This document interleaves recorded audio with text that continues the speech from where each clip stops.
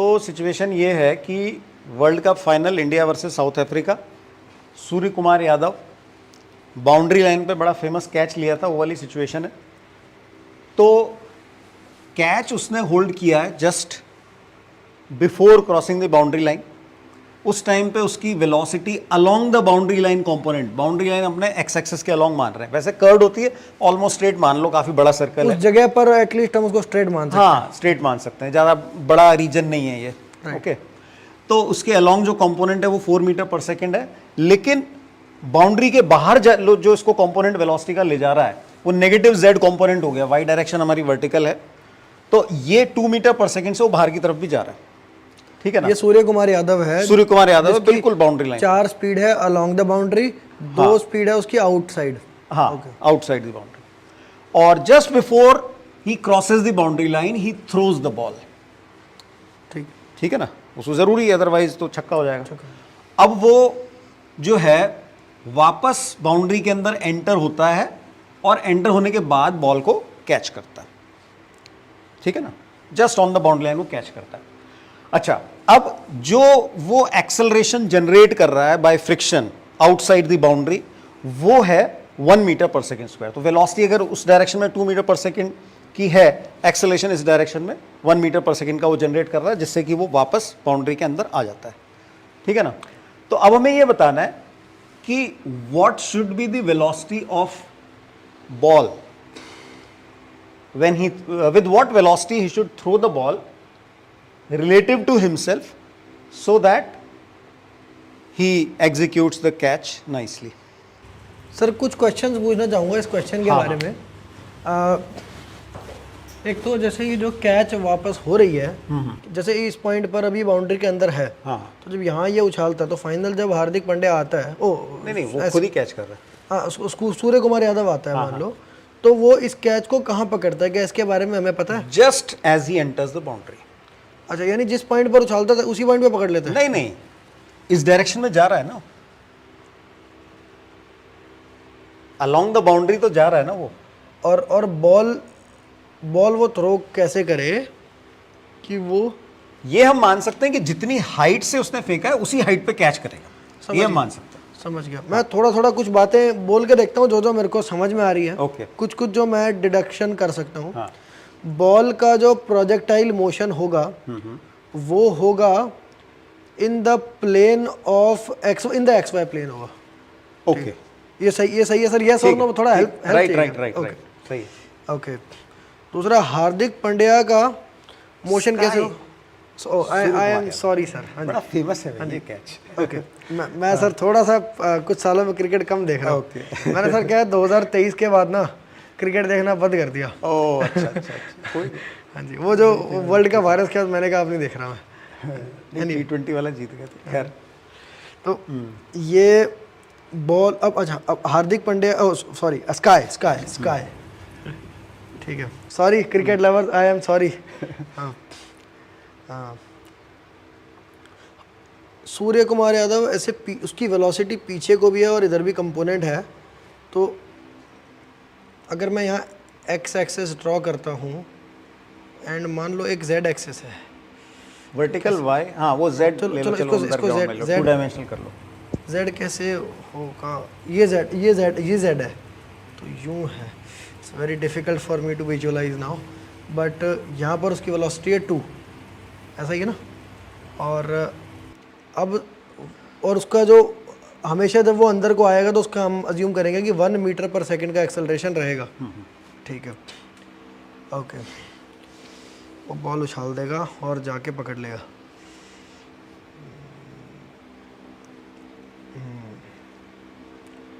ठीक है, और इसका कंपोनेंट 4 इधर है, कुछ समझ में आ रहा है। बॉल को वो उछालेगा तो ऊपर की तरफ उछालेगा अपनी तरफ से, तो हॉरिजॉन्टल में उसको कोई वेलोसिटी नहीं दे रहा होगा, इन विच केस बॉल की वेलोसिटी एक्स डायरेक्शन में 4 रहनी चाहिए। सर मैं कहीं गलत हूँ तो मुझे बता देना प्लीज़, क्या ये गलत है क्या सही है? एक्स डायरेक्शन में 4 किस फ्रेम में? ये ग्राउंड फ्रेम में कह रहा हूँ, सही है सर, ठीक है, ओके। और लेकिन इसमें वाई कंपोनेंट भी होगा, और वाई कंपोनेंट हमारे लिए अननोन है, तो उसको हम वी वाई रहने देते हैं, और वो निकल गया तो आंसर ही आ जाएगा, क्योंकि z कंपोनेंट नहीं होगा वेलोसिटी का। ओके, और हमें जो फाइनल वेलोसिटी निकालनी है वो हमें स्काई के उसमें स्काई के निकालनी फ्रेम में निकालना। ओके ओके, ये यही बोलने लगे थे क्या आप? हाँ हाँ, ओके,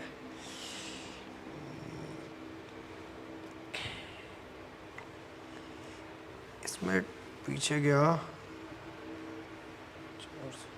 नहीं सोच पा रहा सर मैं यहाँ पे, I give up, please help me sir. Actually क्या होता है कि ये 3 डायमेंशनल क्वेश्चंस है ना, हम अलग अलग डायरेक्शन के हिसाब से सोचें।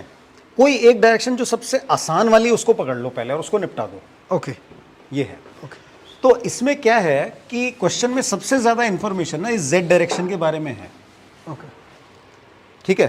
तो एक बार के लिए इसको बस 1 डायमेंशनल मोशन मानो कि जो ये बाउंड्री लाइन वाला ये वर्टिकल प्लेन है, स्काई इससे बाहर जा रहा है और वापस आ रहा है। एक्चुअल मोशन इस डायरेक्शन में भी है स्काई का, पर एक बार इसी डायरेक्शन में सोच लो, ठीक है। तो 2 मीटर पर सेकंड से इधर जा रहा है, 1 उसका एक्सेलरेशन इधर है, उसको वापस यहाँ पे कब आएगा? 2 सेकंड बाद, नहीं दो में तो रुकेगा शायद वो, हाँ, 2 में रुके 4 सेकंड बाद, ठीक है ना। v equal to u plus, मतलब s को 0 करके हम निकाल सकते हैं, ut plus half a t square. 0 is equal to 2 into t plus half into acceleration minus 1 t square, ठीक है ना। तो इससे हमें t is equal to 4 second मिल रहा है, राइट सर। ठीक है। डिस्प्लेसमेंट z डायरेक्शन में हमने 0 कर दिया, ओके।